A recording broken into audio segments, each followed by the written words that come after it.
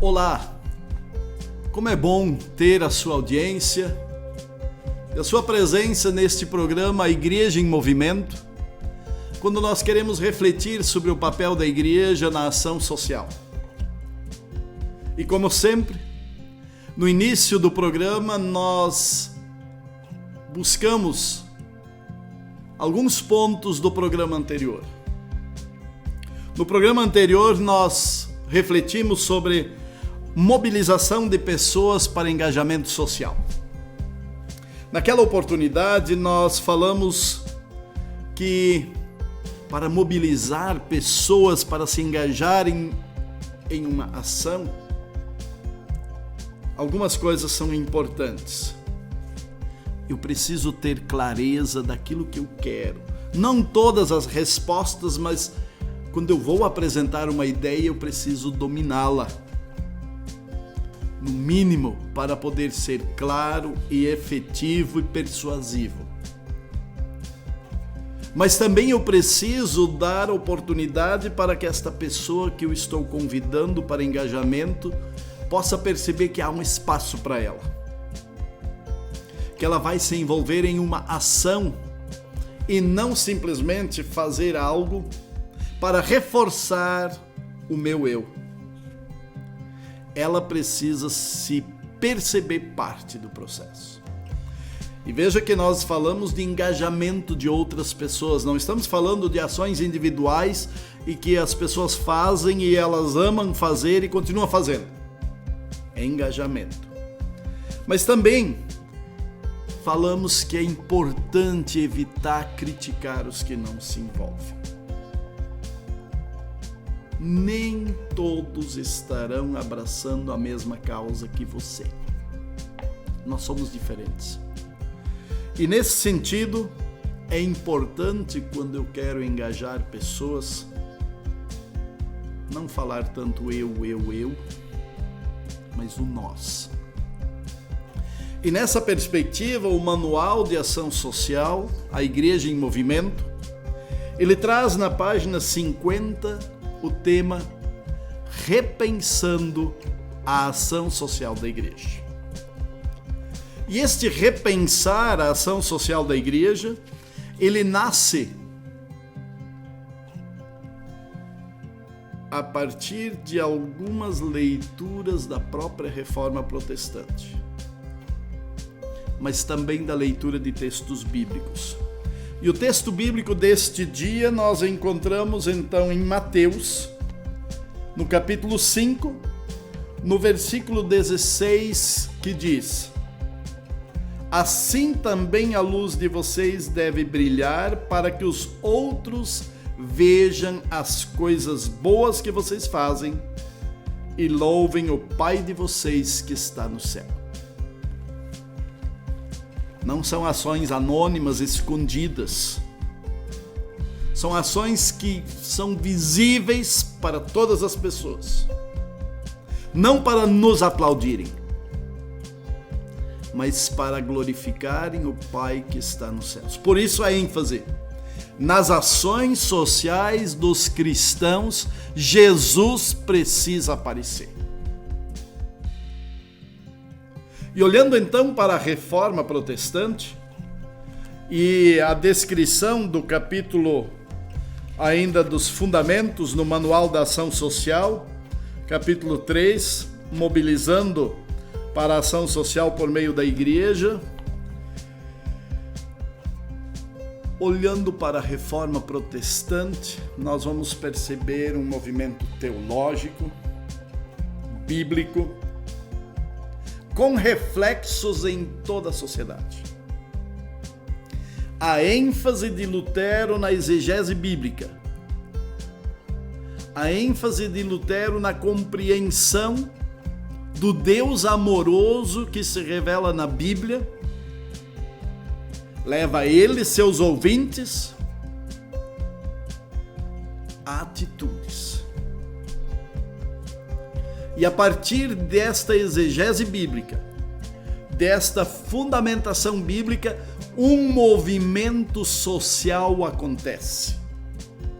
Pessoas se envolvem porque percebem que aquilo que a palavra traz, aquilo que Lutero evidencia, diz algo para eles.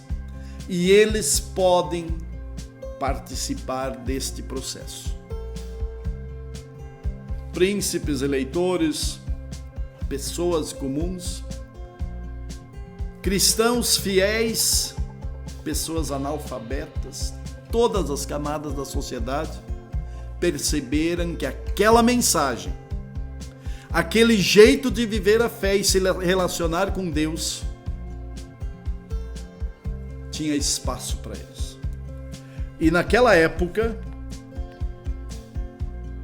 a reforma influenciou a teologia, influenciou a educação, a economia, as relações de trabalho e, por que não dizer, uma nova sociedade nasceu. Naquela época, o país Alemanha. Veja que uma situação difícil, espiritual, influencia toda a sociedade.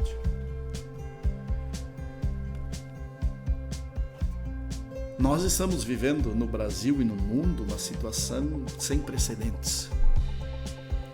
Nós estamos vivenciando situações onde não podemos nos reunir, não podemos celebrar, nós não podemos estar normalmente como nós gostaríamos de estar. Mas vemos também movimentos. Movimentos nas mais diferentes frentes e formas. Já não somos mais a mesma sociedade nem a mesma igreja. Eu vou ficar aqui focado nas questões sociais. Percebemos em cidades a igreja participando de comitês, de fóruns, cedendo espaço do templo para armazenamento de alimentos, de doações, participando da vida para amenizar o sofrimento de quem perdeu renda ou emprego. Costureiras em casa, percebendo que podem ser úteis para alguém, costurando dezenas e centenas de máscaras. Cozinheiras percebendo que caminhoneiros não tinham onde fazer suas refeições, se colocaram a cozinhar. E pessoas que viram que poderiam participar doaram alimentos, doaram o que tinha ao seu dispor. E ações não vistas dessa forma anteriormente, nasceram e brotaram, e alguns testemunhos são: eu não sabia que era tão bom ajudar. Eu nem imaginava que eu podia fazer isto.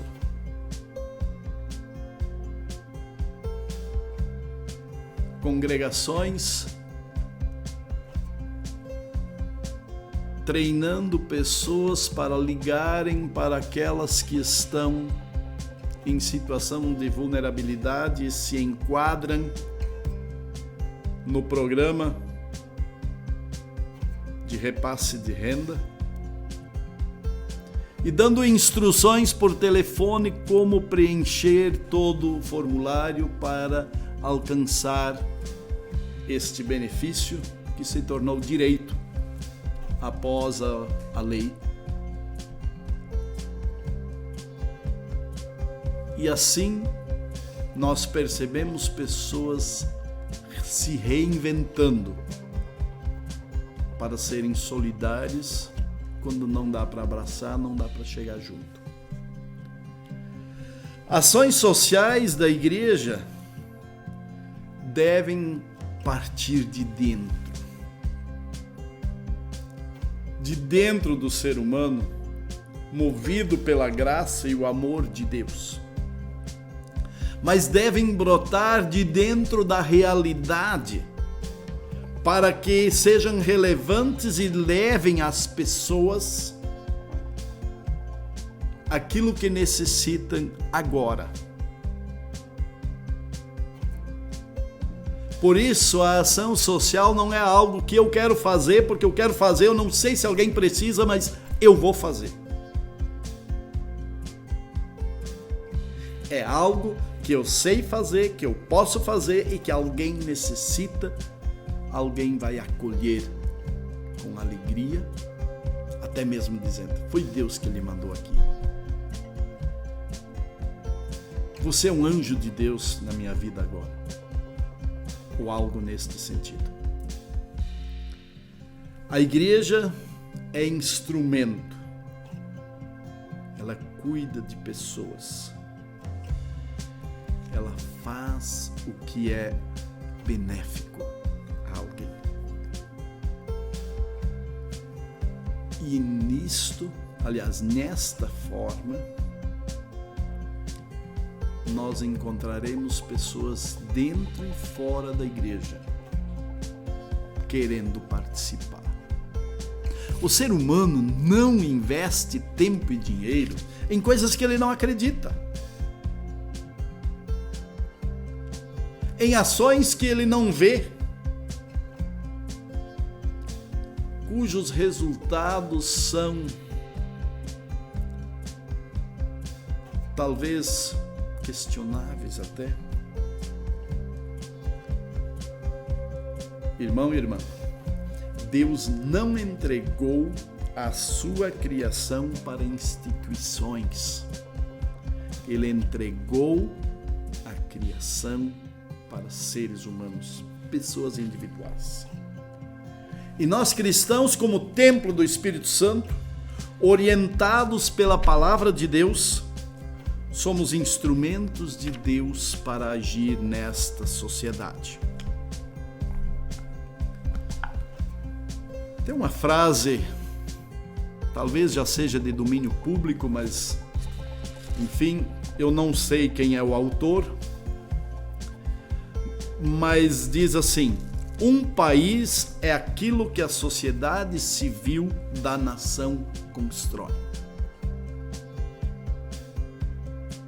Um país não é construído pelos governos. Eles dirigem, eles dão diretrizes, mas quem faz a coisa acontecer é o povo. Somos nós. Quem é que está costurando máscaras e doando?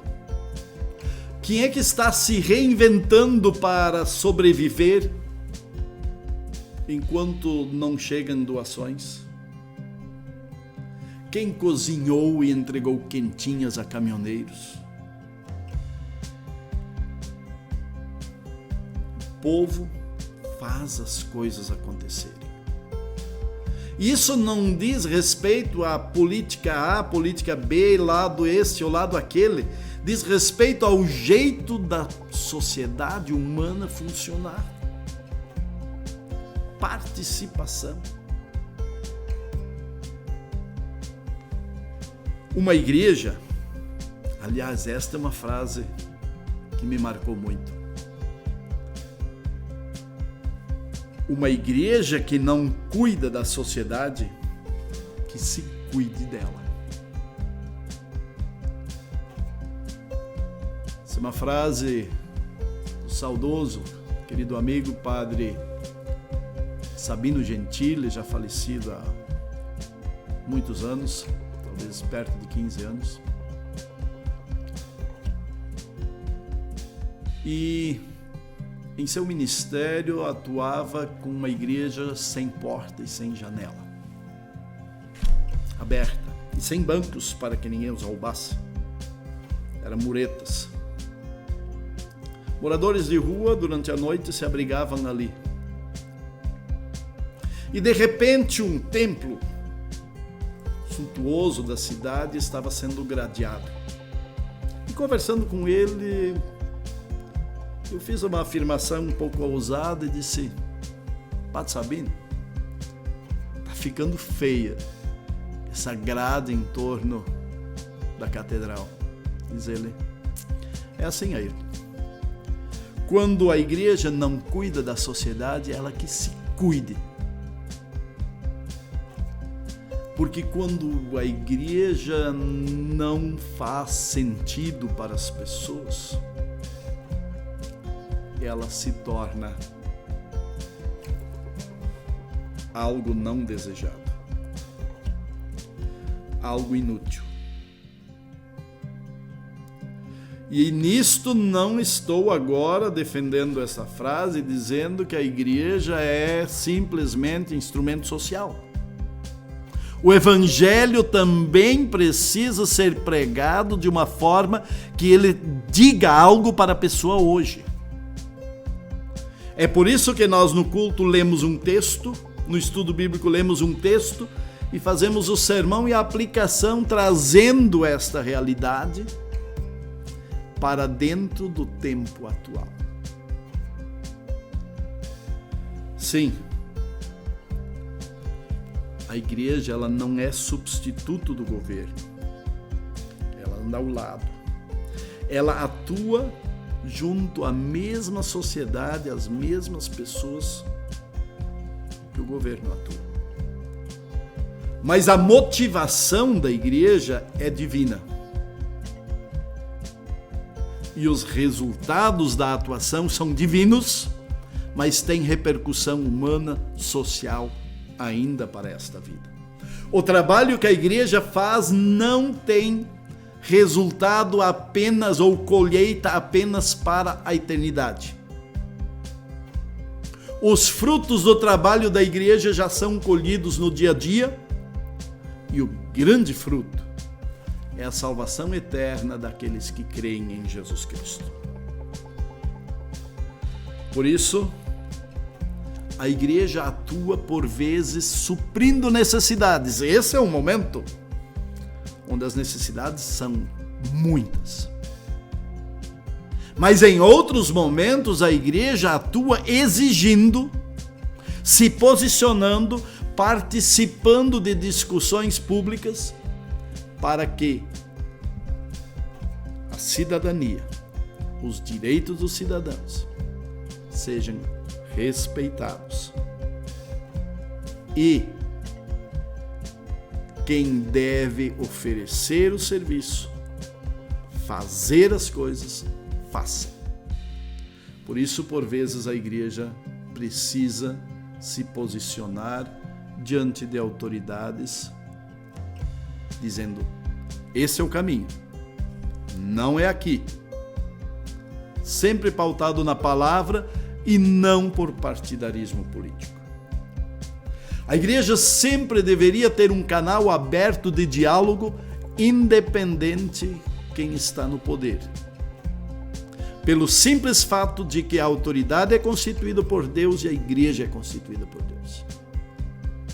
E ambos servem as pessoas.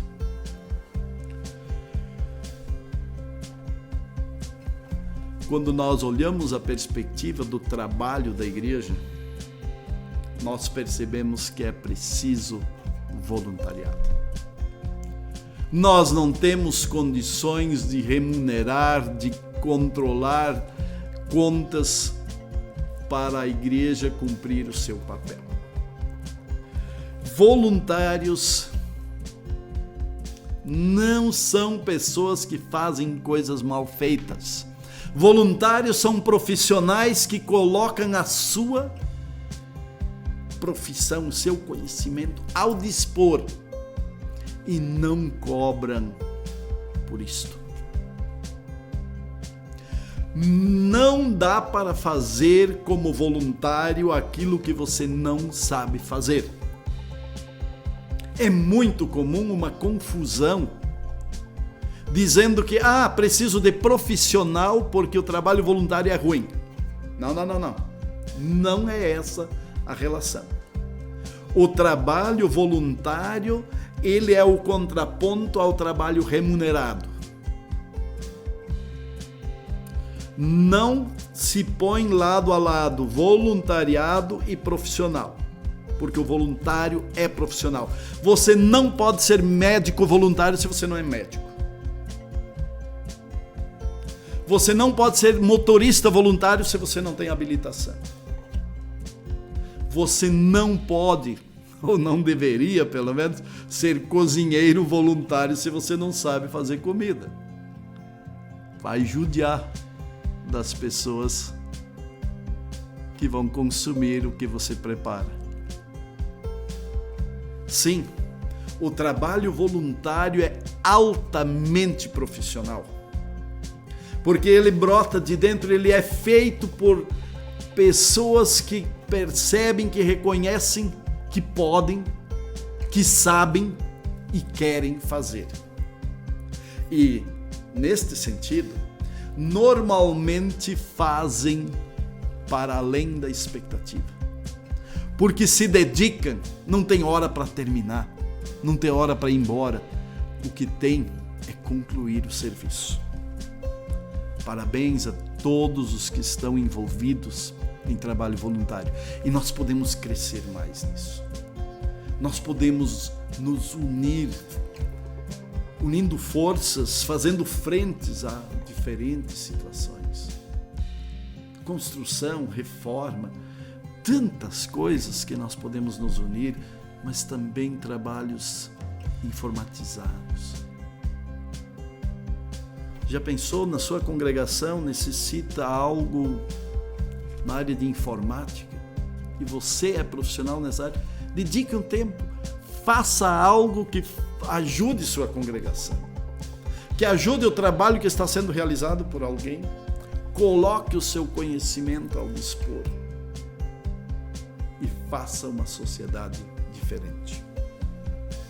Neste sentido, voltamos ao texto deste dia, para que os outros vejam as coisas boas que vocês fazem e glorifiquem o Pai de vocês que está nos céus. Mateus 5:16. Assim a igreja é instrumento de Deus para construir a vida neste mundo ao modo de Deus. Tenho ainda um destaque para duas frases. Uma do teólogo luterano Dietrich Bonhoeffer. Ele diz assim: a igreja só é a igreja quando ela existe para os outros. A igreja só é igreja quando ela existe para os outros. Isso não se aplica só na questão social. No estudo bíblico, um culto, ele sempre precisa estar também na perspectiva de que, naquele dia, o Senhor poderá enviar alguém que pela primeira vez pisa numa igreja, vai num culto. E esta pessoa precisa ser alimentada, suprida, para que creia e tenha a salvação.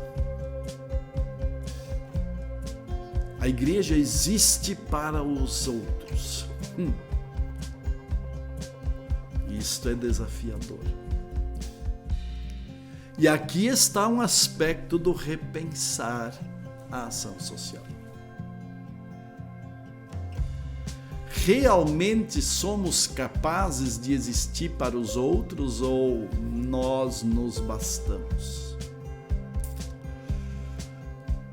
Um teólogo anglicano, talvez com base na frase de Dietrich Bonhoeffer, ele traduz esse texto para o seu contexto, essa frase de Bonhoeffer, e ele diz assim, esse teólogo anglicano é William Temple: a igreja constitui a única sociedade do mundo que existe por causa daquelas pessoas que não são membros dela. Isso é revolucionário. Isso é forte. Nós somos igreja porque ainda existem pessoas que precisam do Jesus que chama, que congrega, que ilumina por meio do Espírito Santo, tornando eles de igreja. Lutero fala nessa perspectiva de vocação. Deus me chama, me capacita, me coloca num lugar e a partir disso, a partir dos dons e habilidades, Ele me coloca dentro de uma perspectiva de ser a presença dEle. Por vezes, eu represento Jesus na vida do outro e por vezes Ele se coloca diante de mim na vida do outro, me desafiando a minha fé, o meu amor e a minha misericórdia. O servir a Deus e ao próximo acontece no dia a dia. Quando a ética, a honestidade, a misericórdia, a diaconia e tantas outras formas de expressar a fé estão sendo postos em prática por causa do amor de Deus por mim. Este amor que me serve com misericórdia, com perdão e com a palavra orienta, estimula, capacita e dá clareza o que precisa ser feito. Quando Lutero fala da ação para as pessoas, ele tem uma frase que eu quero compartilhar que está na página 54 do nosso livro. Gentileza e serviço de amor dispensado ao próximo nunca é coisa perdida. Tal serviço, na verdade, é prestado a Deus. Qual é, afinal, toda a nossa obra para Deus? Se estamos no campo, no jardim, na cidade, em casa, na guerra e no governo. Se agimos como crianças diante de sua vontade de nos dar seus dons no campo, na casa ou em qualquer lugar que seja, estas são as máscaras de Deus, por trás das quais Ele deseja permanecer oculto, fazendo todas as coisas. Temos o dito: Deus nos dá todas as coisas boas, mas não uma varinha mágica. Deus dá todas as boas dádivas, mas você precisa pegar o touro pelo chifre. Isto é, você precisa trabalhar e assim dar a Deus a oportunidade de boas máscaras. Ele diz isso falando do Salmo 147. Assim, o trabalho cristão não é para si mesmo, mas para o bem-estar do povo de Deus. Aliás, o povo que Deus colocou no seu caminho. O ponto central da ética de Lutero nas vocações não é o sacrifício próprio, mas é a necessidade do próximo. Nessa perspectiva, para esse tempo de pandemia, eu encontrei na internet uma frase que rolou nestes últimos dias e eu quero encerrar o programa lendo este texto. Este texto está nas obras Luther Works, no volume 43, na página 132, de uma carta. Se alguém pode fugir de uma praga mortal, uma carta escrita ao reverendo Dr. Johann Hess. Lutero diz assim: pedirei a Deus para misericordiosamente proteger-nos. Então farei vapor, ajudarei a purificar o ar, a administrar remédios e a tomá-los. Evitarei lugares e pessoas onde minha presença não é necessária, para não ficar contaminado e assim, porventura, infligir e poluir outros, e, portanto, causar a morte como resultado da minha negligência. Se Deus quiser me levar, Ele certamente me levará, e eu terei feito o que Ele esperava de mim. E, portanto, não sou responsável pela minha própria morte ou pela morte de outros.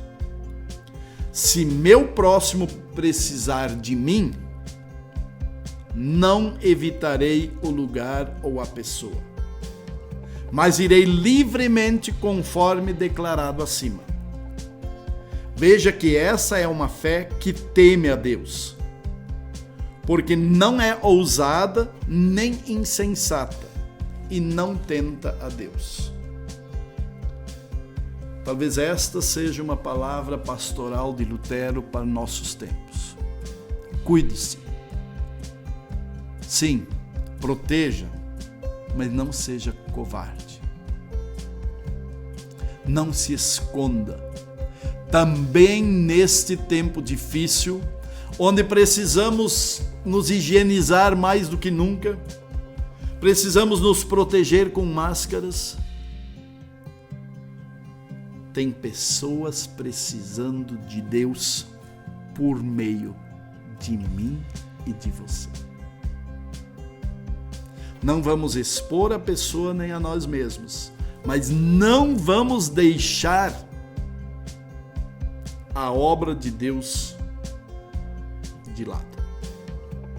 Vamos fazer o que precisa ser feito para que o povo esteja alimentado com a palavra, esteja recebendo a graciosa dádiva de Deus e, além disso, tendo oportunidade de fazer o que o nosso texto de hoje diz.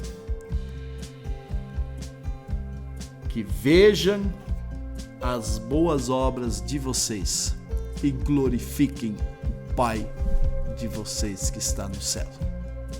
Muito obrigado.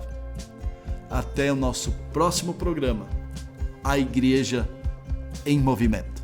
Deus nos abençoe, nos guarde e nos encoraje.